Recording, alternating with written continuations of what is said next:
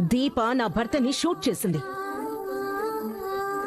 అది నా కళ్ళ ముందే జరిగింది. నాకు తెలియని వాటి గురించి నేను పట్టించుకోను. నాకు తెలిసిన వాటి గురించి ఎవ్వరు చెప్పినా నేను నమ్మను. అంటే అదంతా నేను కావాలనే చేశానంటున్నారా? నువ్వు కావాలనే చేసావు దీపా. నీ బుద్ధి ఎలాంటిదో నాకు తెలుసు. అందుకే నిన్ను నా కూతురు నిశ్చితార్థం దగ్గర కూడా రానివ్వకుండా ఒక గీత గీసి దాని అవతల నిలబెట్టాను.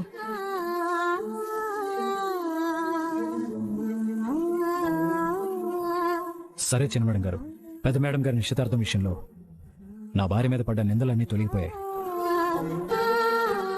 ఎవరికి ఏ అన్యాయం జరగదని చిన్నసారితో నేను చెప్పాను. ఆ మాటను కూడా నేను నిలబెట్టుకున్నాను. మేము మాటలు పడ్డాం, అవమానాలు పడ్డాం, తిట్లు పడ్డాం, నిందలు పడ్డాం, చివరికి చెంపదెబ్బలు కూడా పడ్డాం. మీ చేత చీ అనిపించుకున్నాం. అయినా సరే యజమానులు మేలు కోరుకునే పనివాళ్లలాగా ఈరోజు నిజాయితీగా మీ ముందు నిలబడ్డాం.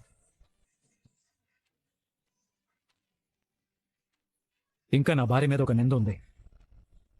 చిన్నసారిని షూట్ చేసింది నా భార్య కాదని తొందరలోనే నిరూపిస్తాను.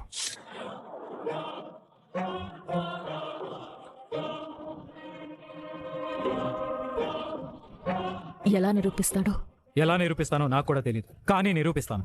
అది చేయించింది నేనే కదా. అది చేయించింది ఎవరైనా సరే, దాని వెనకున్నది ఎలాంటి వాళ్ళైనా సరే మెడబట్టుకుని తీసుకొచ్చి మీ ముందు మోకాళ్ళ మీద నిలబెడతాను.